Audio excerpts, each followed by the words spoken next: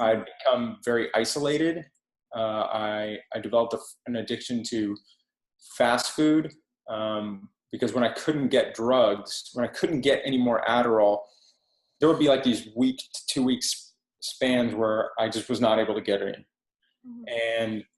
And during those 2 week spans, I would just binge eat nonstop fast food so that it would be so much that I would essentially numb myself out. Not only did I know the consequences of each choice, right? So I know that if I eat the Fruity Pebbles, it's going to continue to make me sick and I'm going to die. And I know that if I eat the oatmeal, just like Dr. Escalation and Rip had told me, if I eat the oatmeal in the morning, that's going to help me reverse my chronic Western disease. Knowing that, I still wanted to eat the Fruity Pebbles. Like I wanted it so bad I was crying. Hating things about myself had gotten me into a situation where I tried to end my life. And I was not going to try and hate my way out of this situation. I was going to try to love myself into a positive situation. Then I get to be the solution. I didn't have to wait for anyone or anything to change for my opportunity to take charge of my life. It could start today. Hello, big dreamers. Katie Rhines, your plant-based registered dietitian with a master's degree in human nutrition. I help people with fatigue, anxiety, chronic disease, and even autoimmunity manage their issues, significantly improve their health with personalized meal plans, one-on-one counseling, and mindset practices. Today, I'm so excited to introduce Adam Sud, such a legend. I can't even believe his story. Going from 0 to 100 with a plant-based diet. I'm so excited. How are you? Good. How are you? I'm so good. We've been following each other on Instagram for a while, and it's funny because there's so many times when I know we were probably in the same place at the same time. And just did not meet for whatever reason. So it's nice to finally meet you. Yeah, thank goodness for social media. It's cool how we can connect like this. Yeah, for sure. So to give my viewers, or to give you a little bit of background of who we're speaking with, could you give us an idea of what it was like for you with food growing up and tell us about your transition, what all went down? Yeah. So I'm a 7th generation Texan and I'm also a Jew. So, I grew up eating both diets of both cultures, right? So burgers and the barbecue and the bagels and the blintzes. That really wasn't the issue with me in food. It wasn't that I was being fed these things. It was my relationship to food that was the issue. With all the best intentions in the world, my parents, I was criticized a lot at a very young age for wanting to eat, junk food a lot. I mean, and I didn't really understand why it was an issue because so many of these foods that I was criticized for wanting were in our home.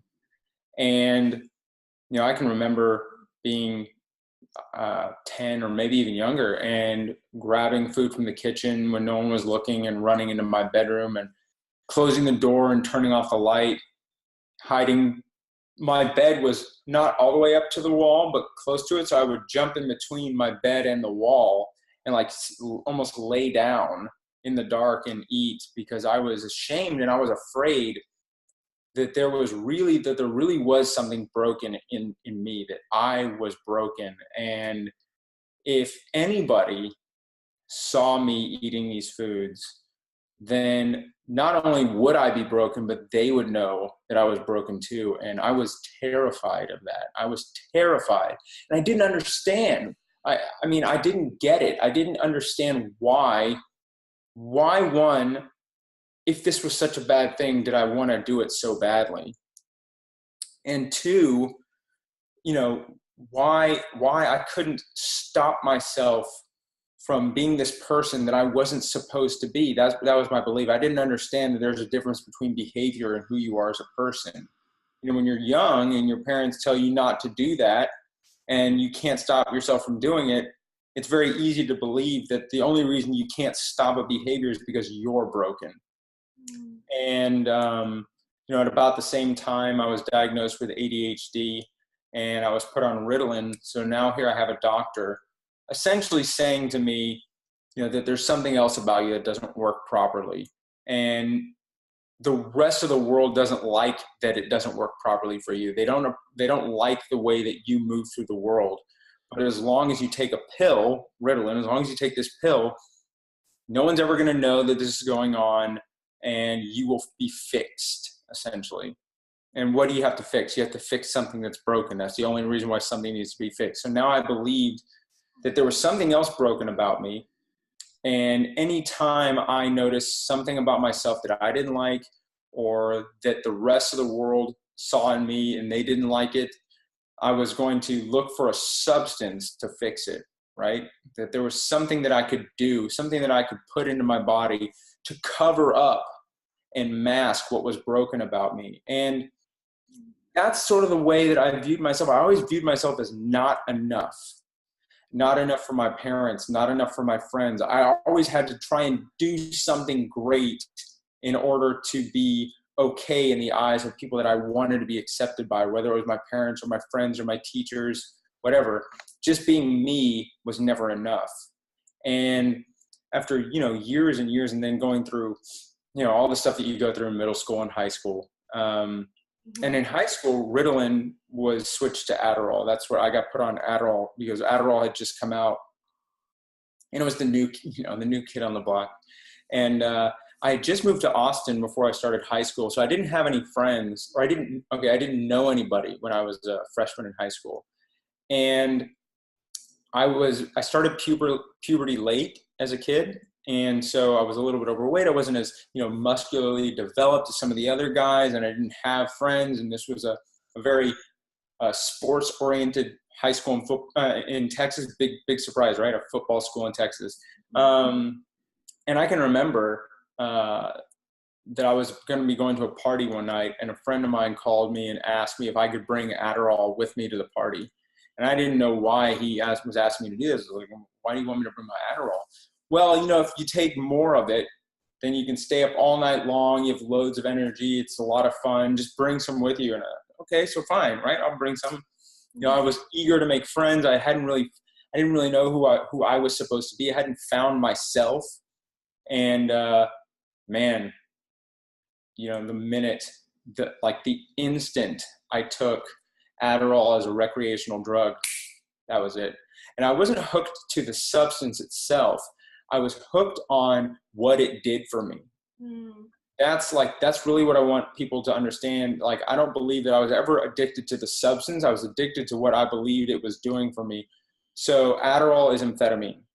That's what it is. That's why it works so well. And when you're on speed, you don't want to eat. So there's an answer for my weight issue. I never believed I was enough of the person that my dad wanted me to be. And my dad is very much a type A personality. And when I'm on a lot of Adderall, I act as if I am a type A personality. And I had loads of energy that night. I was, I felt like the life of the party. I was making friends. I felt like I felt like a superhero. I felt like I could do anything. And I thought that this pill had finally magically made me the person I was supposed to be. And I loved it. I loved that there was an answer for everything I thought was broken in me. And so my belief was, the more of it that I take, the more of the person I was supposed to be, this magic pill was going to make me. And you know what? It worked for me in high school. It really did. I had, loads of friends, went to parties all the time. I lost the weight. I felt really good about myself. As long as I had the, Adderall on me, I felt like I could do anything. Wow. And, I got a scholarship to the college that I wanted to go to.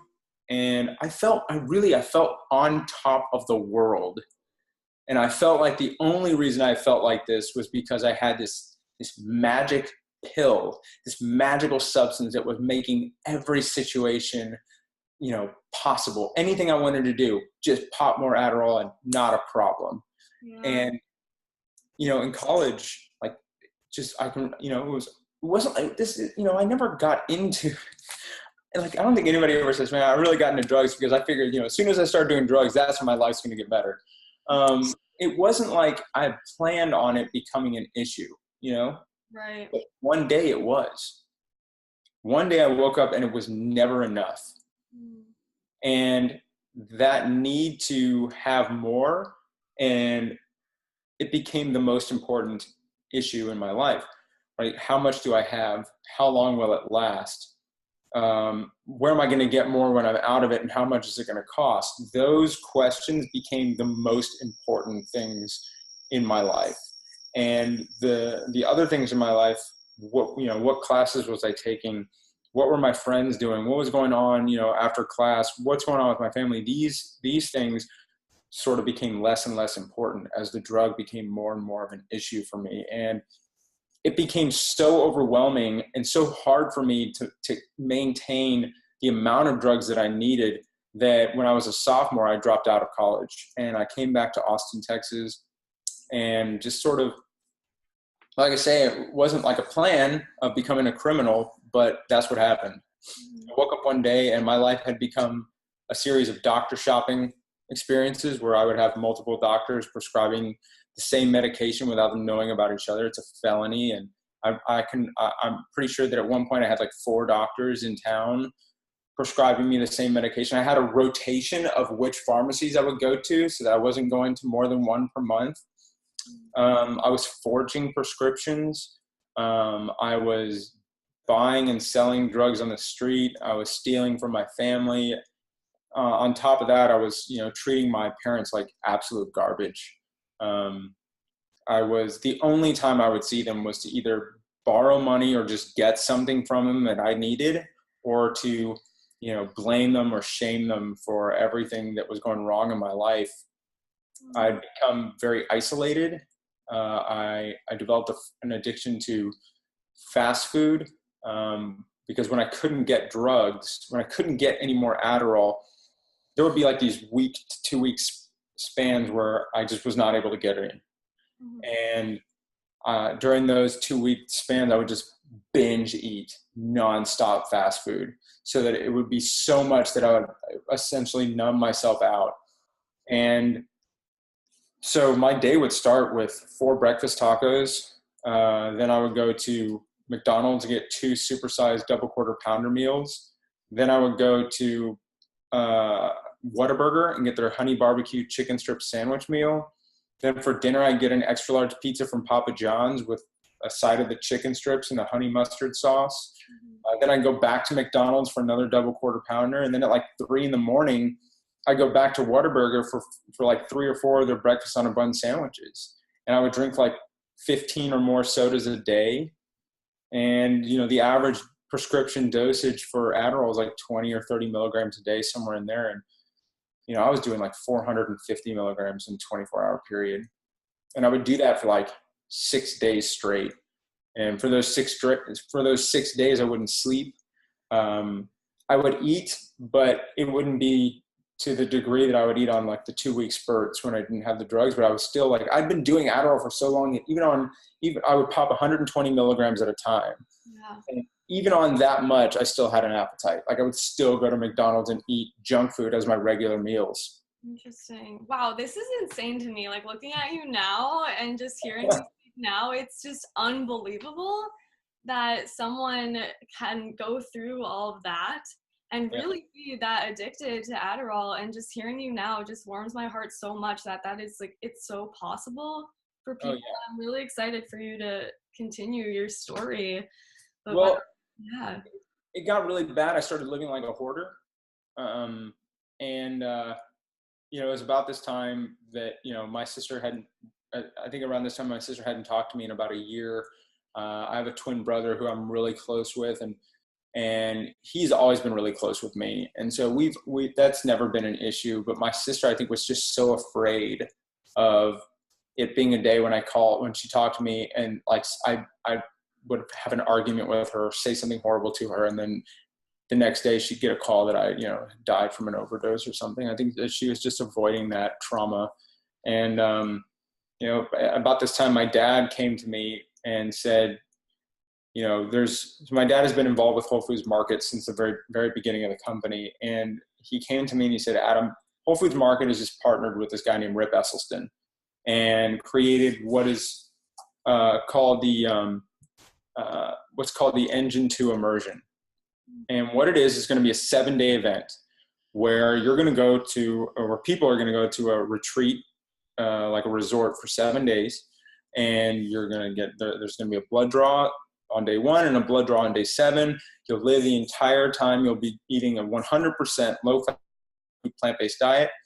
There's lectures from Dr. Caldwell Esselstyn, Dr. Clapper, Dr. Doug Lyle, fitness routines with John Pierre. I mean, it was, now I hear about it and I'm like, oh my God, that was amazing. But then I was like, whatever, whatever I have to do to make sure that no matter what, whenever I ask, you'll keep giving me money. That was my thought. I was like, okay, I'm just going to say yes to this because I don't give a shit about this retreat at all. All I care about is pleasing my dad enough so that when I need to use him, I can. And I went to the immersion. Quick pause. Yeah. I'm so stoked on this. I'm curious though, like what do you know what your highest weight was, or what like state? Oh yeah. So probably at that point I weighed around 320 maybe. Oh wow. I remember stepping on a scale at a doctor's office once and seeing 320 pounds on the scale. And after that, I never went back to a doctor. And my blood pressure at that point was like in the high, like my systolic was in the high 180s. My diastolic was, 100 and something. And so I just was so terrified by it that I just never went back to the doctor. And, I agreed to go to the immersion. It's interesting because my dad actually brought me to the global headquarters, and I went into Rip's office and we talked because I wasn't working for Whole Foods Market, and this program was for Whole Foods employees, and there was like 1 or 2 spots open, and the immersion was like a week away. And so I went and met with Rip, and I basically told him any kind of bullshit lie that I could to make him believe that I was actually interested in going and that I was actually going to do this. And, I went to the immersion, and, I was very much a drug addict. So I brought drugs with me. I was using drugs every single day that I was there. I had Pepsis in the trunk of my car so that in the middle of the night, I could go out to my car and drink Pepsi at the immersion without anybody knowing, because I was getting such bad caffeine withdrawals. Because remember, I was drinking like close to 20 sodas a day. And at the immersion, you don't get coffee or caffeine or anything. And I was so diaphoretic and toxic from all of the junk food and drugs I was putting into my body that I was so disruptive, like my appearance and my smell and everything was so disruptive that there were meetings that where the entire Engine 2 team was having to discuss whether or not I was going to be removed from the program because so many people were complaining about like how disruptive I was just to be around me. Yeah. And luckily that didn't happen. And I honestly believe that, Rip is very much a reason why that didn't happen. He always sees the good in people. And I think that his thought and the Engine 2 decision was, if anybody here needs this more than anyone, it's this young man. Let's help him. And the last night of the immersion, there was a speaker named Dick Beardsley. And he's one of the greatest marathoners of all time. And he talked about how after his career as a runner, he suffered a series of accidents on his farm. He got caught up in machinery and nearly died. And he got addicted to painkillers. And he talked about how he treated people as an addict and how he became a criminal as an addict and how he moved through the world. And I thought it hit me like really hard because you could have swapped my name for his and it would have been the same behavior. And I thought, well, if there's ever going to be anybody that I could go up to and admit that I'm an addict and know for certain that they're not going to judge me for it, it's this man right here. And let this be the moment that I finally do it. Because I had never said it out loud before. Of course, I thought it like, wow, and you're really addicted to this shit. But I could never say it out loud because the idea of my ears hearing the words I'm an addict and processing it differently was terrifying. And unfortunately, I can remember standing next to him after he spoke and just being so utterly unable to move or say anything. And I just wasn't desperate enough.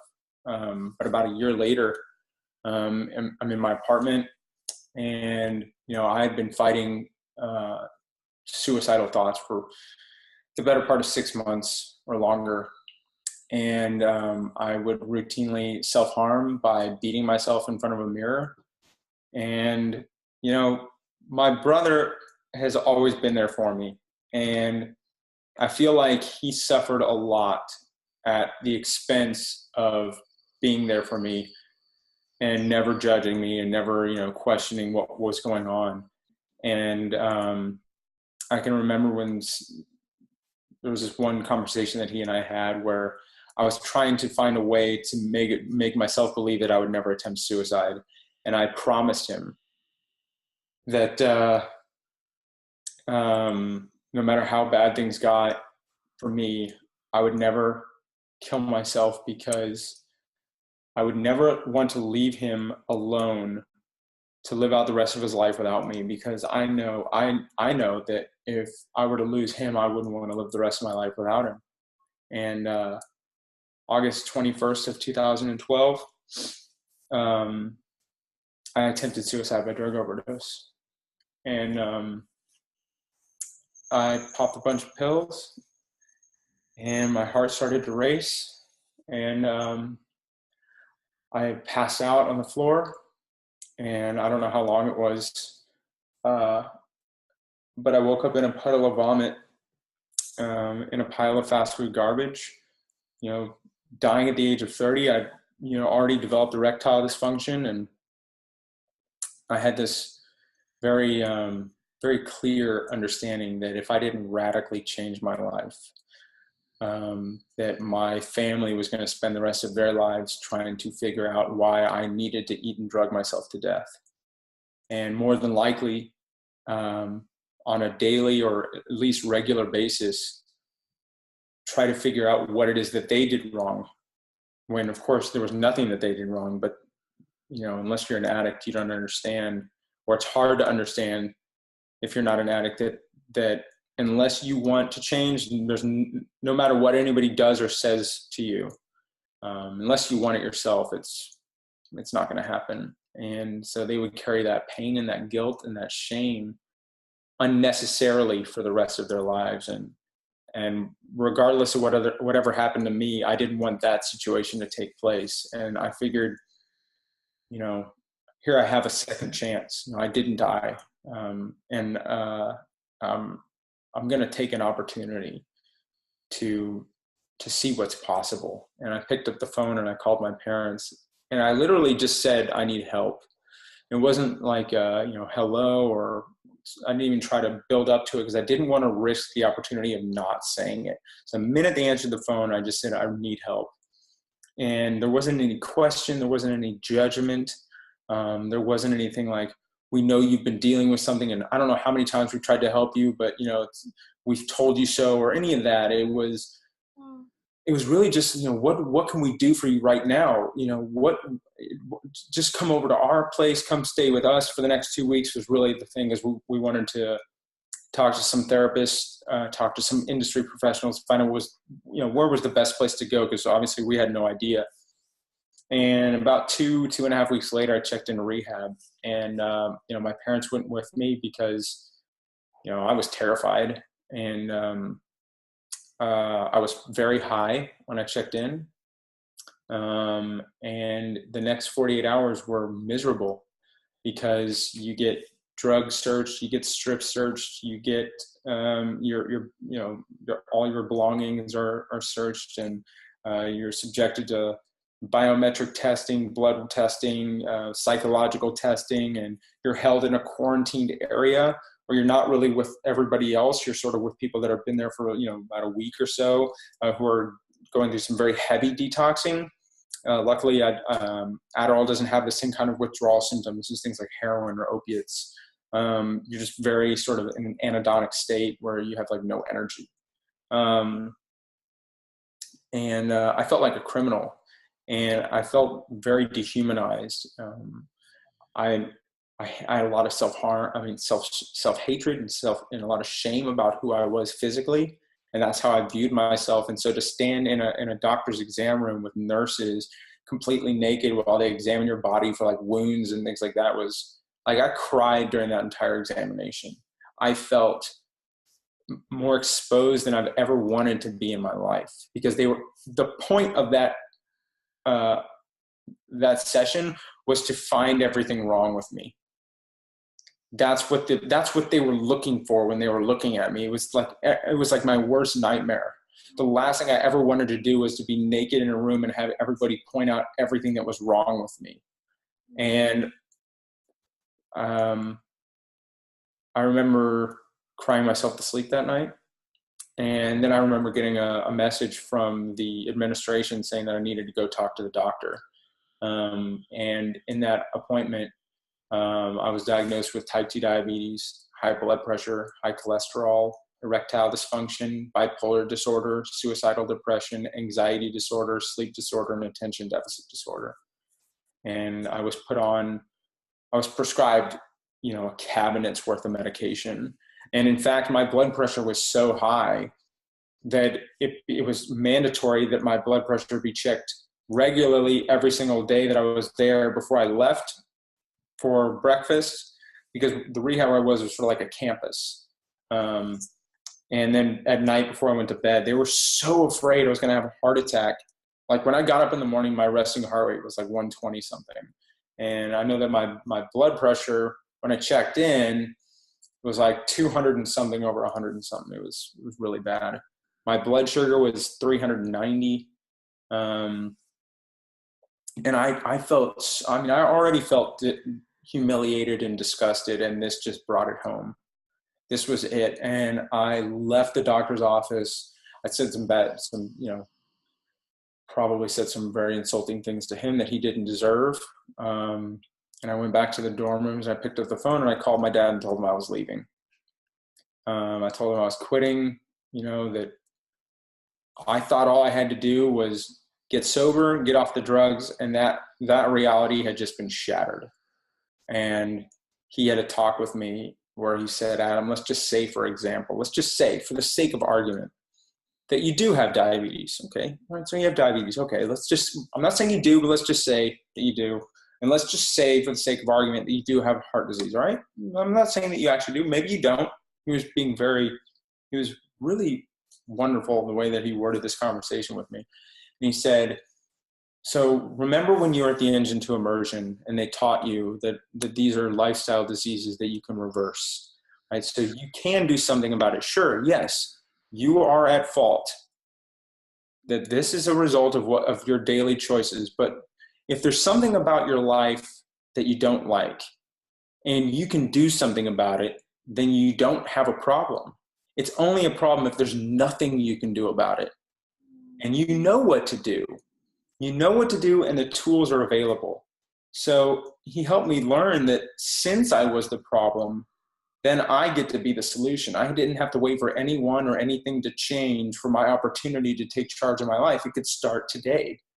And I made it a mission that, because I can remember, like in that appointment, they didn't mention the drug use once.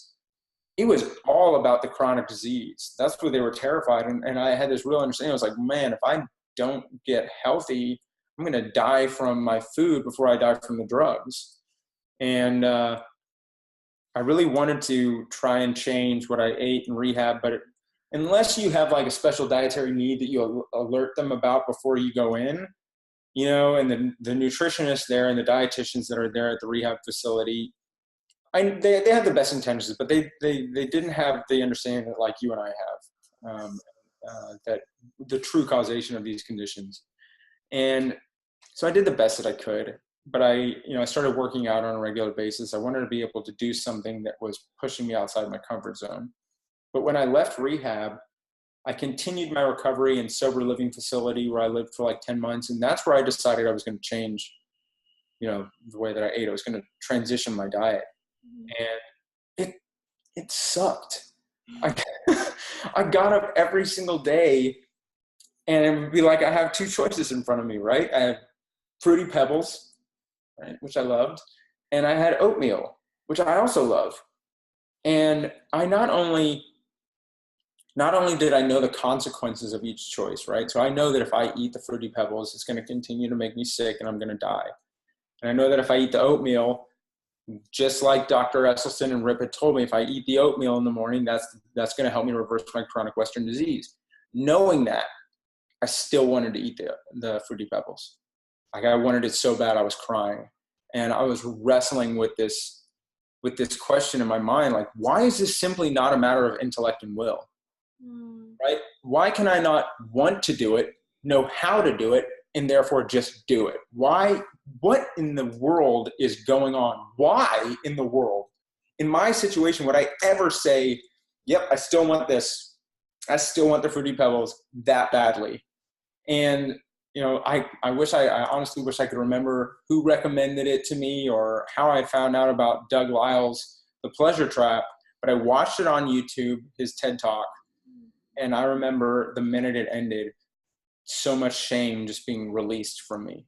Yeah. Because he helped me understand that there actually is a biological mechanism at play that continues to compel me to believe that because the Fruity Pebbles give me so much pleasure, there's such a dopamine response to the Fruity Pebbles, and that the pleasure response is our body's way of letting us know that what we've just done is biologically beneficial for us.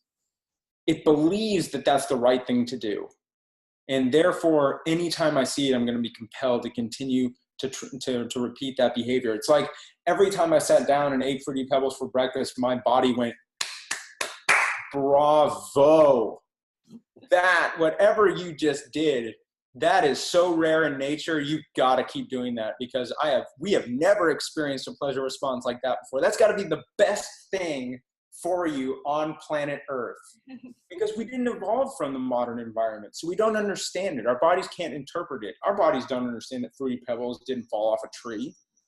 It does not understand. It cannot properly interpret the modern environment. So it believes it's the right thing to do, and it compels you to continue doing it. Once I understood that, I understood that there was nothing wrong with me. The reason why I was so compelled to continue eating the Fruity Pebbles was because my body was doing exactly what it was supposed to do. Yes. I wasn't a weak person. There wasn't something broken in me that made me say, well, you know what, no matter what, I'm always going to be doing the wrong thing. I'm broken, and that's why I want it. There was a reason. And there was also an understanding that at some point, if I kept eating the plant-based diet, at some point it wouldn't be a chore. And then I'd get up one day and I would actually look forward to it. And what I learned from reading The Pleasure Trap and watching that TED Talk, is what I've come to believe is the invariable truth to all lifestyle change. That if I wanted that day to come, I had to get up every single day and be willing to be comfortable being uncomfortable. That is it. That if I could be willing to go through those moments of discomfort where, yeah, I would cry, I would get angry, I would throw fits. I mean, I was a 30-year-old child, essentially, because when you start a drug addiction, what you're doing is you're using a substance instead of developing emotional maturity. And so I had the emotional maturity of like a 15-year-old. And so I acted like a 15-year-old who wasn't getting what he wanted. And it played out in typical fashion. I would yell at the house manager. I would yell at everybody else there. I would, whatever. But one of the things I needed to do was to identify why I was going to be willing to be comfortable and uncomfortable being uncomfortable. And I can tell you right now, it had nothing to do with my chronic disease or my addiction or my suicide attempt, right? So I was 350 pounds. Well, okay, of course I didn't want to be 350 pounds. I had diabetes and heart disease. Of course I didn't want those things. I was dying from drug addiction. Of course I didn't want to die, right? Why not? What was it about my life that I loved enough that I was willing to be comfortable being uncomfortable in order to experience it more completely and more authentically?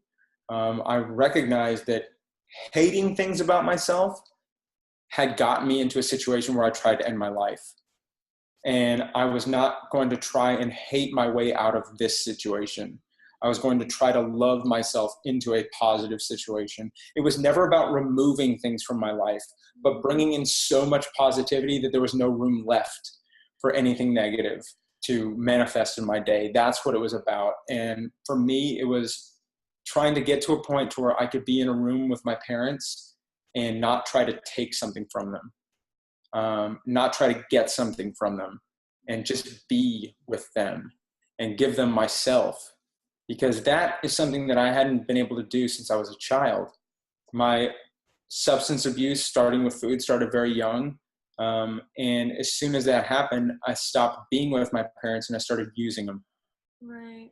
And I felt like that experience is something I felt I deserved to have one more time, where I could be in a room with my parents and just be, and have that be enough. Yeah, that's so cool. And that's what happened. And in about 3 months, my blood glucose dropped from 390 to 70. I was on the highest amount of metformin, and I just stopped taking it, which I don't recommend anybody doing. Talk to your doctors. Right. But I remember at the 6-month mark, I went to my endocrinologist, and it was a very incredible moment when he looked at me and said, you no longer have diabetes. And Woo!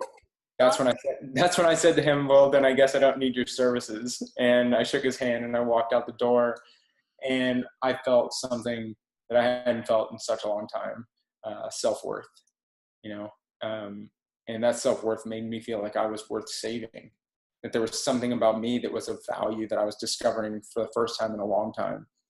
And, in about 10 months, I lost over 100 pounds. Within a year, I was off of every single medication I was put on rehab, including the antidepressants, the mood stabilizers, the anxiety medication, the sleeping medication, and the ADHD medication.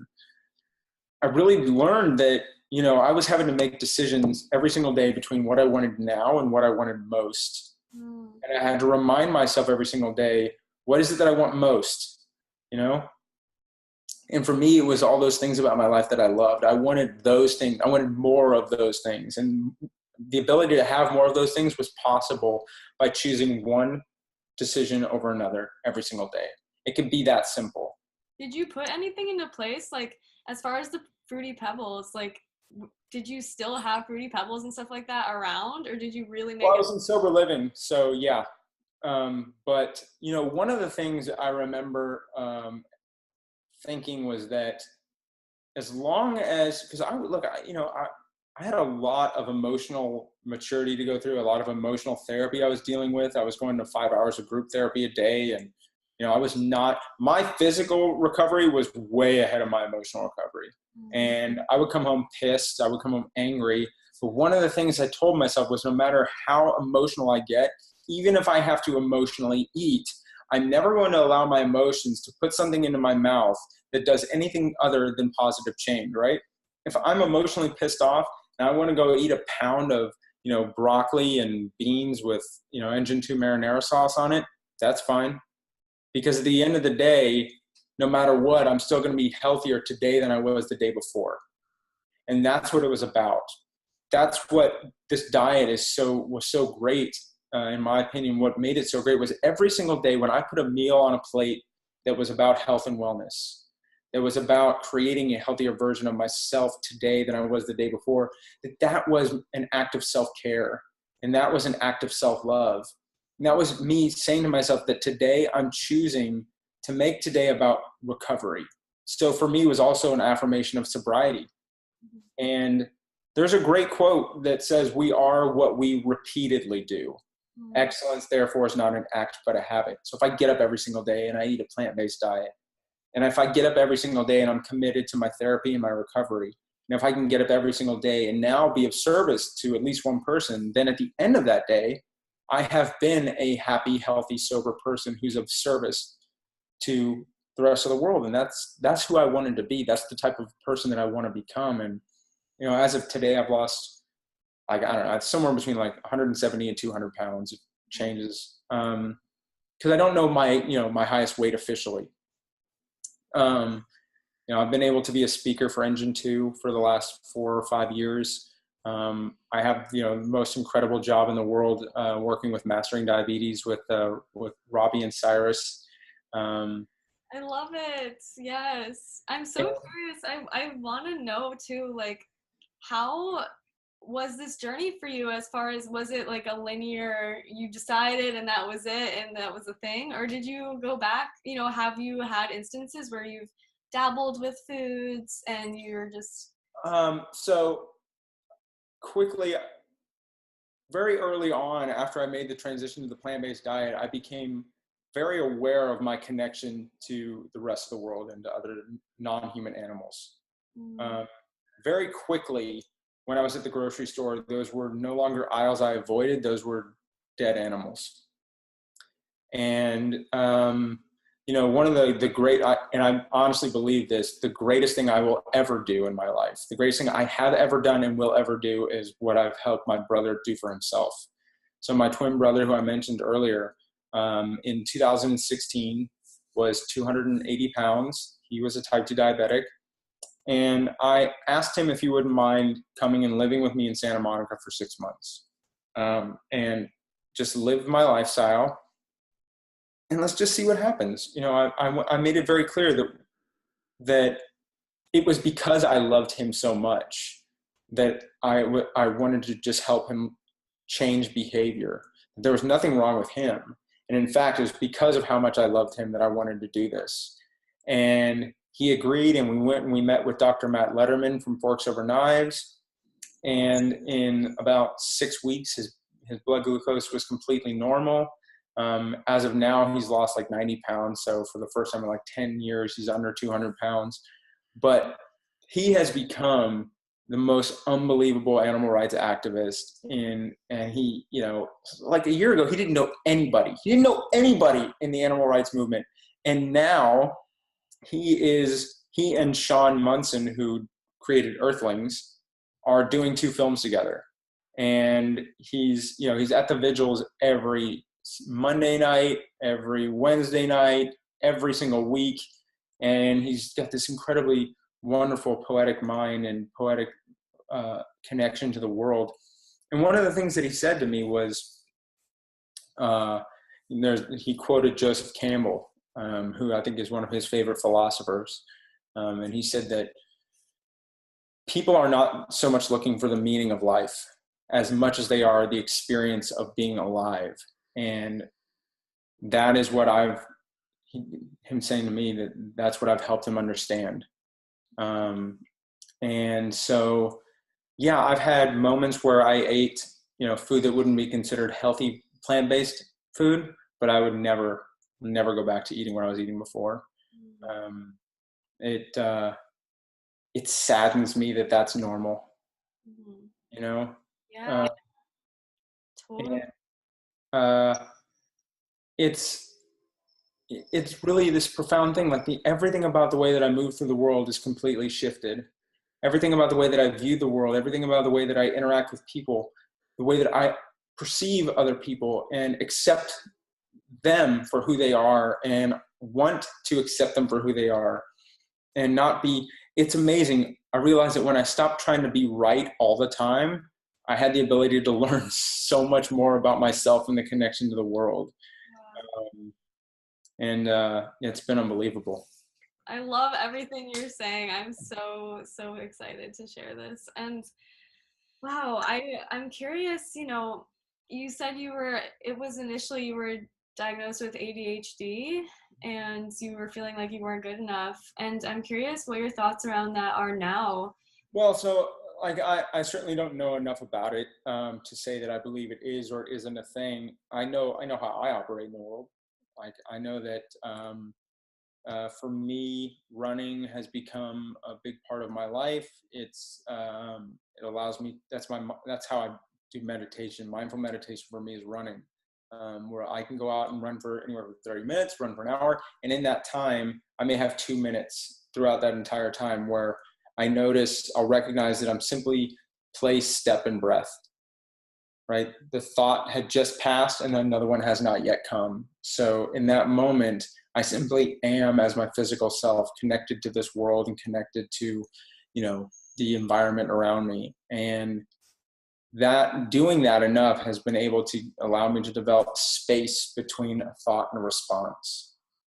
So there are times when I get very distracted, like I'll be working and I can get distracted, and I can recognize now sooner when I've become distracted.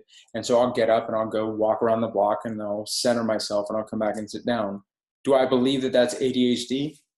Maybe. It doesn't really matter to me anymore what you call it, because so much of the symptoms that I experience that may or may not actually be ADHD are dependent upon the environment that I'm in, the way that I fuel myself, the way that I view myself, and the practices that I put into place in order to understand and recognize, when things are becoming distracting, or I've become distracted from, what I'm doing right now. I think that, like with all medication, the way that we medicate symptoms today is a lazy approach to treatment. And in the same way, when I was 12 years old and put on Ritalin, a doctor said, you have these symptoms that we know Ritalin can work with. We can treat those symptoms with Ritalin. So let's just do that, because that's what we do for everybody. And that is a lazy approach to treatment. At no point was there a question, what are they eating? What is his school environment like? How much activity is he getting outside? What is his home life like? None of this was discussed, and none of it was suggested that we change any of that before trying medication. So it's a sweep it under the rug way of doing it. And I'm not saying the medication isn't for everybody. I know that it isn't the answer. And I know that I have found a way of living where I don't need it anymore. Amen. Yes. Thank you. So, yeah. Oh, that was so good. Yeah, I'm so excited about you and for everyone to watch this. I'm curious, so how old were you when you were diagnosed with diabetes and all these issues? And how old are you now? And I'm curious, what did you eat today? What's your plan? What's all happening with your fitness today? I was 30 when I entered rehab and got diagnosed with diabetes and blood pressure and cholesterol and all the other things. And those were completely reversed within 6 months of leaving rehab. So the diabetes, the high blood pressure, the high cholesterol, the erectile dysfunction, all those things were gone within 6 months. And,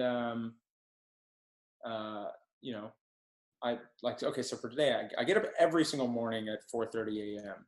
and I eat a giant bowl of oatmeal with a little bit of turmeric, a little bit of Vietnamese cinnamon, and a side bowl of frozen blueberries. I love frozen fruit. I don't know what it is about frozen fruit, but I love frozen fruit. And then at about 11. Wait, pause. Can we just wait? How old are you at this time? I'm 36 now. Okay, you're 36 now, and you get up at 4:30 a.m. Yeah. Amen. Yeah. Hi, thank you. I just wanted to clarify, make sure I heard you correctly. And then at 11, so like about an hour before we got on this call, I had a 2-pound bag of frozen mangoes. And, I know I'm going to go for a run on the treadmill because it's like 103 here. And then tonight, I'm celebrating my dad's birthday today. So we're going to go to this place here. It's called Austin Food Company. It's a completely plant-based restaurant that does bowls. Everything can be prepared oil-free. It's amazing. And then we're making Jane Esselstyn's kale cake for him for his birthday. So I'm going to eat that. And, most of the time, the meals I eat are really sort of just like constant snacking throughout the day. But what I have been doing for like the past 3 months is doing daily 16/8 intermittent fasting. So I'll start eating at 4:30 a.m. and then I'll be done by about 1. And then I don't eat any time after that. And it's not for any calorie restriction reasons, not for weight loss reasons, but we use that as a tool in mastering diabetes to help people reverse insulin resistance. Like we like to say that 80% of your tools to reverse insulin resistance is a low-fat, whole food, plant-based diet. Right. The other 20% are moving your body, intermittent fasting, and there's a few other things that we can do. And at the time, I'd never done an intermittent fast. And I had people asking me, like, what's it like to do an intermittent fast? And I'd have to respond, I don't know. And I was like, that is so lame that as a coach, I can't tell somebody what an intermittent fast is like. I'm going to do 16/8 intermittent fast for a week. And my sleep has been better. My anxiety has been better. Like, I still suffer from very bad anxiety a lot. I just have not given it up. I love it. For whatever reason. And it allows me to eat like every 2 hours, which is just so wonderful. So Nice. Wow, yeah. that's awesome. I'm curious, like, so you said, yeah, you eat these big portions of mangoes and everything, and you're reversing diabetes this way. Would you Hmm. want to tell us a little bit more about that really quick? Well, so yeah, of course, diabetes is an issue that is a result of insulin resistance. And, unfortunately, most people in our culture are going to go to a doctor, and if they're diagnosed with diabetes, they're going to be put on a low carbohydrate diet. And that's just the standard practice. And that's a misunderstanding, like a sort of a fundamental misunderstanding of the biology of the disease causation. So what is actually occurring is that people who are raised on the standard American diet are being overfed. It's just too much. And it's too much dietary fat for our bodies to handle properly. So when you consume dietary fat, some of it is burned as energy, some of it is stored in our adipose tissue as body fat, and then the rest is stored inside tissue that is not designed to store fat, mainly your muscle cells and your liver. And when those, what's called intramyocellular lipids, it's just a big fancy word for fat inside the cells. When they build up enough over time, your cells become insulin resistant. So when you do eat a piece of fruit or even drink a Coca-Cola, if you haven't yet made the shift, right? People think that Coca-Cola is going to make diabetes worse. Right. The carbohydrate that enters the blood as glucose needs insulin to transport it from the bloodstream into the cells to be used as energy. That's our body's main fuel source. But if your cells are insulin resistant, then insulin can't do its job. And that insulin resistance is caused by dietary fat. So you're put on a low carbohydrate diet, and guess what happens? Your blood glucose levels come down, but only because you're not consuming carbohydrate. You're not allowing your body the opportunity to show you the level of insulin resistance that you have. So yes, your blood glucose values come down. Yes, even your A1C will come down, but the insulin resistance is still being fueled. The oxidative stress is still being fueled. And these things are driving factors in heart disease, Alzheimer's, dementia, liver failure, blindness, a whole host of really horrible chronic diseases are fueled by insulin resistance. But if you go on a plant-based diet, mainly a low-fat, whole food, plant-based diet, where you keep your dietary fat intake to about 10 to 15%, what happens is your body starts to clear out that excess nutrition that's stored inside your cells in your liver. And you're consuming, 400 grams of carbohydrate, but your blood glucose values are coming down. Why? Because your body has had the opportunity to shed itself of all this excess storage, and then insulin can do its job and your body operates exactly as it's supposed to. And guess what? Your oxidative stress comes down, which is a driving force in inflammation and cancer growth. So really, it is not an issue of carbohydrate. It never has been, never will be. Diabetes is a disease of dietary fat intake. Yeah, seriously. I want to link below all the biggest studies about this. Like within 16 days, there's been studies of people who've been on insulin for like 10 years. Mm-hmm. Yeah. I mean, I see it in the work that we do at Mastering Diabetes. I see it at the immersions that we host for Engine 2, where we get people coming there who are diabetic on, high levels of oral medication or even insulin. And by like day 3, their bodies are working so efficiently that they're going hypo so fast that Dr. Clapper has got to take them off their medication that they've been on for like 10 years. And they're like, I don't believe it. And some of them don't even know what hypoglycemia feels like. So it's like a surprise and it's a shock, and they think that there's something really horrible going on. And we're like, no, you actually need to eat more carbohydrate because your body is actually doing everything it's supposed to. And now the medication on top of it is making it dangerous for you to be on this medication. So guess what? Not on it anymore. Uh-oh, too bad. I'm gonna have to stop taking medication. Yeah. And it's the information is getting out there. The American Diabetes Association is now promoting a plant-based diet. We've got wonderful organizations out there like the American College of Lifestyle Medicine, whose mission is to educate doctors and institutions about the benefits of lifestyle medicine, plant-based diet, moving your body, abstaining from things like drinking and smoking. Those are also like mindfulness and all things like that. And there's a shift that's happening. It really is. And it's amazing because every year that I've been in this movement, I keep thinking, wow, I can't get any bigger than this. And then every year it's like, I can't believe it's going to get bigger than this. Like next year, it just, it's so amazing.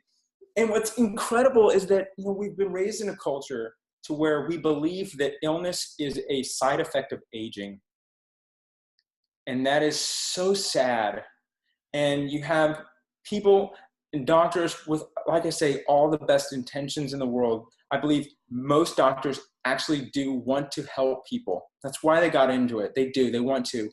We have an institutional issue where the information that is necessary for these doctors to be able to heal people, they're not able to get access to it. They're not being taught these things. And so we have these people who are going to their doctors who are dying to feel alive one more time.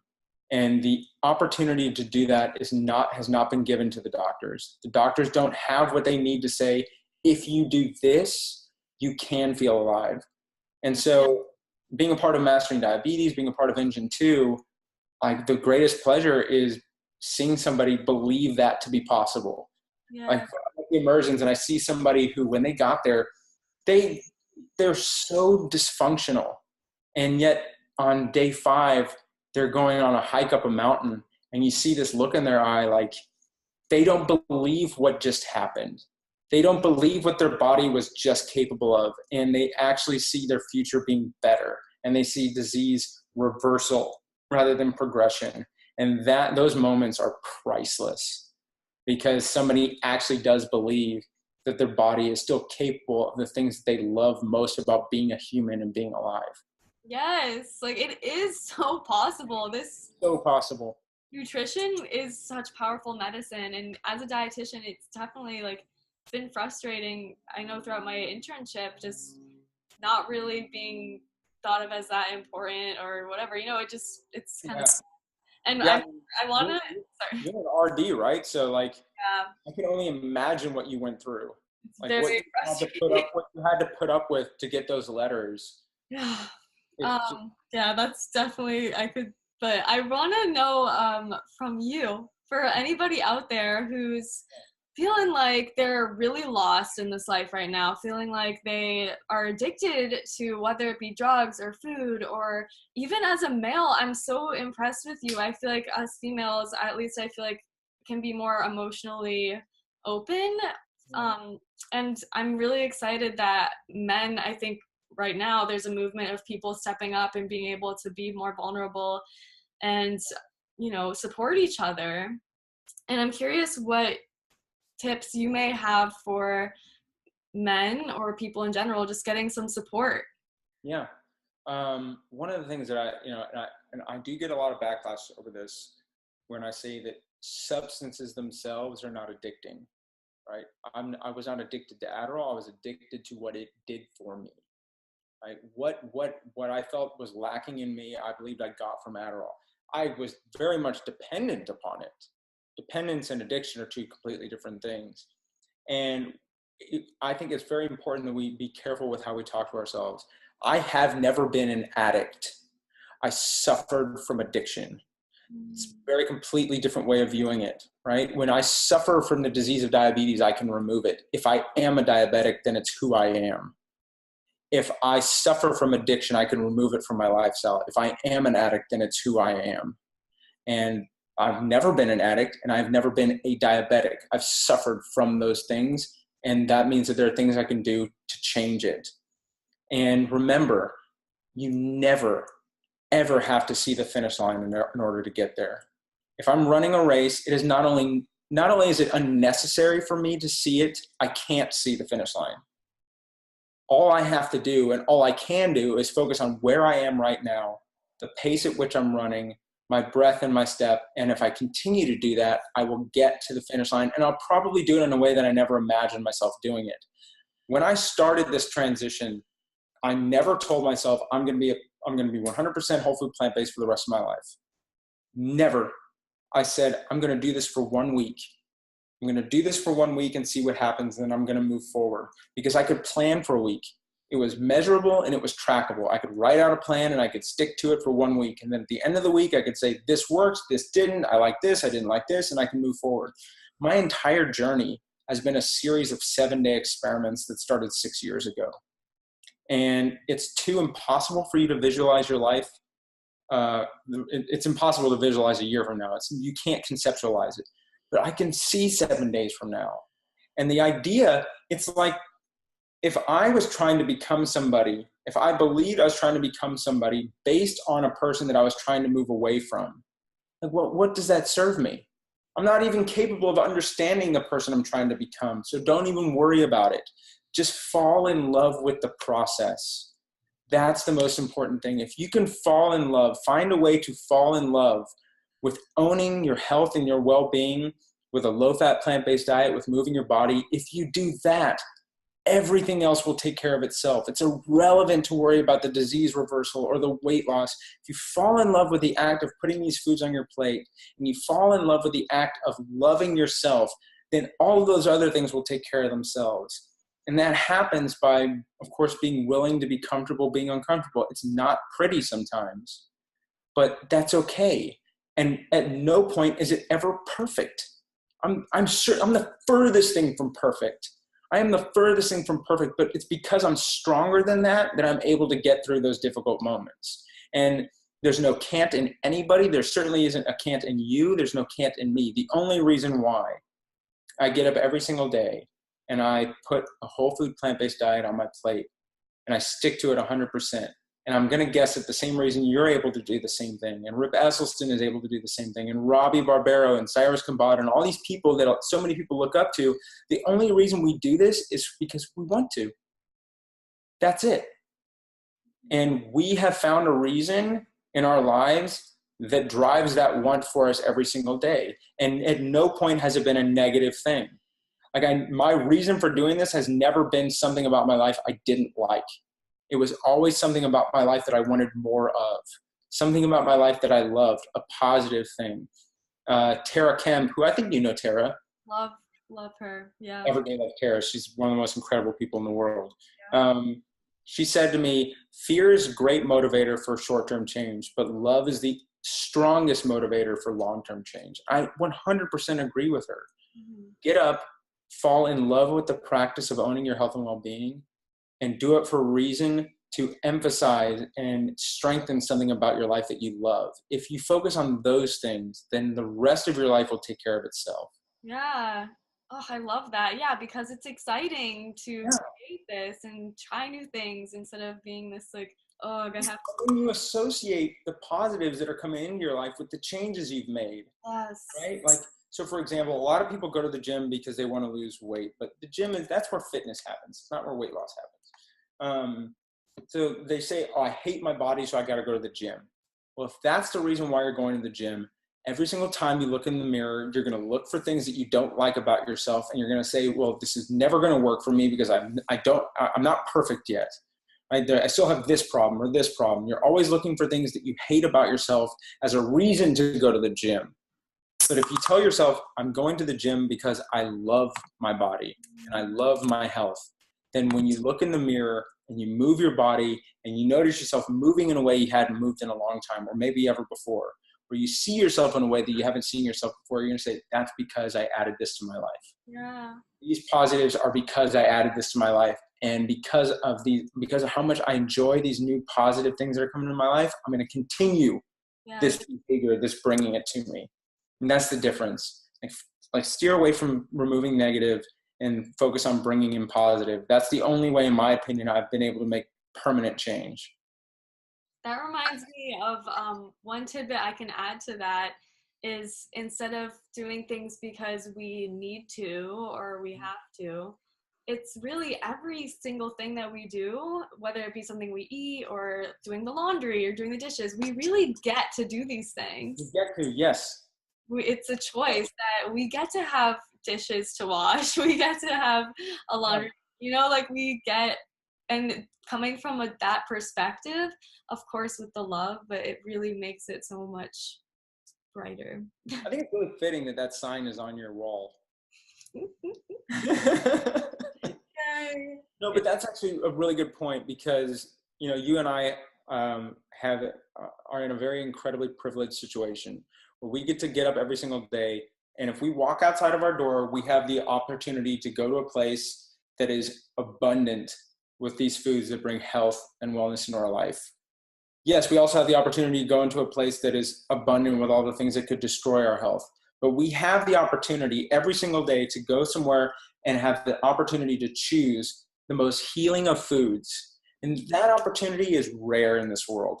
The majority of the people on this planet will never have that opportunity in their lives. And it's what a waste to not recognize it and take it, take advantage of it. It's such an incredible, and like, to feel grateful for it. Yeah. I can go outside my door. There's a quote that comes from the Blue Zones from Dan Buettner. And he says that if you want to be successful with food, with happiness, and with a healthy lifestyle, make it easy to do the right thing. Create personal environments that are full of healing and healthy options. Guys, that's exactly what we have every single day when we walk outside of our door in this country, for the most part. I know that there are very, very unfortunate food desert areas, and like, hopefully there's going to be an institutional change that brings change to that. But for the most part, we have an opportunity to go somewhere and buy a piece of fruit rather than a packet of Skittles. We have that opportunity. Yes. Thank you. Yes, yes, yes. Oh, wow. Okay, I know we do have to wrap things up here. It's been about an hour. What is something that you want to maybe close off with, or where can everybody find you? Where? You can follow me on Instagram at Plant-Based Addict. You can, I have another Facebook page called Plant-Based Addict as well. I'm writing a book. It's taking a little longer than I thought, but hopefully it will get out there. So exciting! Wow. And you can follow my brother at Bobby Sud on Instagram. He's got a really amazing vegan food and travel show. And the trailer's on Netflix. The trailer's on YouTube, called The Road Less Eaten. And he is talking with Netflix about making a series out of it. It's really, really cool. You guys can check it out. Yeah. I'll leave all of those links down below. And actually, one thing that I did want to circle back to really quick is if anybody out there who has tried, eating healthier or going plant-based and feels like they've failed and feels like they were on this good journey and then something happened and they snowball effect down this, ditch seemingly, and you're just feeling like kind of lost in this journey. Like, it seems to me, I want you to know that this is not a perfect path, and to really I don't know if you want to chime in on that. Well, anytime you change your lifestyle, you're trying to change your lifestyle. I don't think that you never fail, right? It's trial and learning, right? So you try something, it doesn't work. You've learned something. You try something, it works. You've learned something. You tried something and you stuck with it for 6 months, and then something happened and you went back to what you were doing before. That's not a failure. You still have those 6 months. You still gained an intense amount of understanding of yourself and how to live this lifestyle for 6 months. That's not gone. You can use that to start over tomorrow. It's never over, and you've never failed. It's all about gaining self-awareness. What happened right before when you decided that you were going to go back to living the way you were living before? Something happened.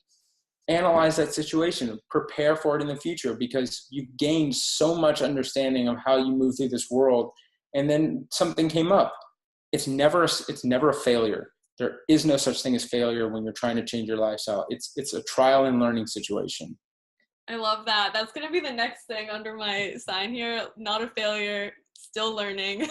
Right. Yeah. Always. Yeah. So good. Wow, thank you so much. Definitely a hit up, Adam Sud. I'm so inspired by you. Thank you for taking the time. And I hope to meet you in person one of these days and mouse some fruit. For sure. I'll be out in LA in November, so let's get together. Woo! Sounds good.